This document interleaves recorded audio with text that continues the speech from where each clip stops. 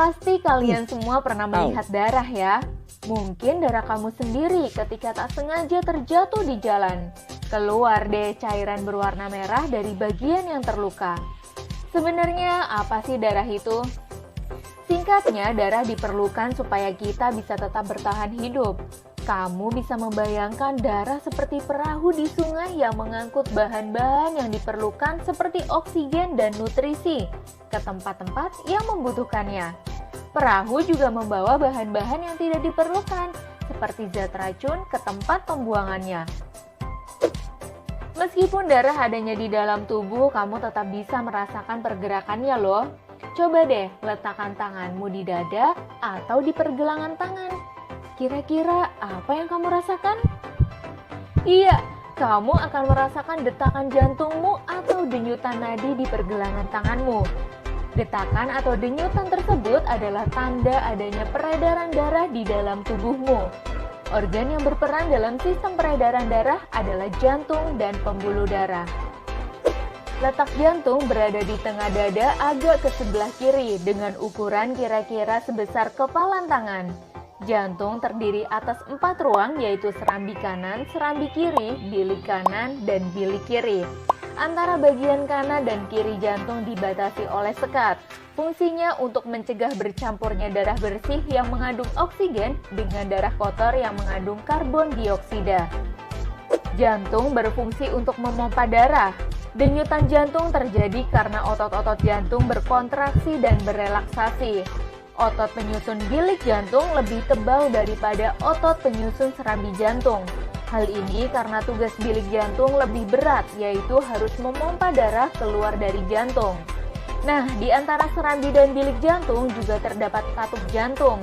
Katup jantung berfungsi untuk mencegah darah dari bilik berbalik arah kembali ke serambi jantung. Selanjutnya, pembuluh darah. Pembuluh darah adalah saluran tempat di mana darah mengalir. Berdasarkan arah aliran darah, pembuluh darah dibagi menjadi 2 jenis, yaitu pembuluh nadi atau arteri dan pembuluh balik atau vena. Pembuluh nadi adalah pembuluh yang membawa darah keluar dari jantung. Pembuluh nadi biasanya membawa darah bersih yang kaya oksigen. Nah, pembuluh nadi yang terbesar disebut dengan aorta. Sedangkan pembuluh balik yaitu pembuluh yang membawa darah kembali ke jantung. Pembuluh balik biasanya membawa darah kotor yang kaya akan karbon dioksida. Pembuluh balik atau vena memiliki banyak katup di sepanjang pembuluhnya agar darah tidak bisa berbalik arah. Pembuluh arteri dan pembuluh vena memiliki banyak cabang. Ujung cabang pembuluh yang terkecil disebut dengan pembuluh kapiler. Pembuluh kapiler ternyata berdinding tipis dan berpori untuk memudahkan pertukaran zat antara darah dan sel-sel tubuh. Peredaran darah manusia disebut dengan peredaran darah ganda dan tertutup. Peredaran darah ganda artinya dalam satu siklus darah akan melewati jantung sebanyak 2 kali. Dan peredaran darah tertutup artinya aliran darah akan selalu berada di dalam pembuluh darah.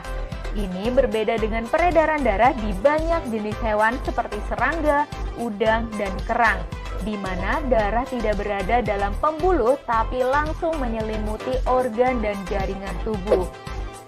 Berdasarkan panjang jalur yang ditempuh, peredaran darah manusia dibedakan menjadi peredaran darah besar dan peredaran darah kecil.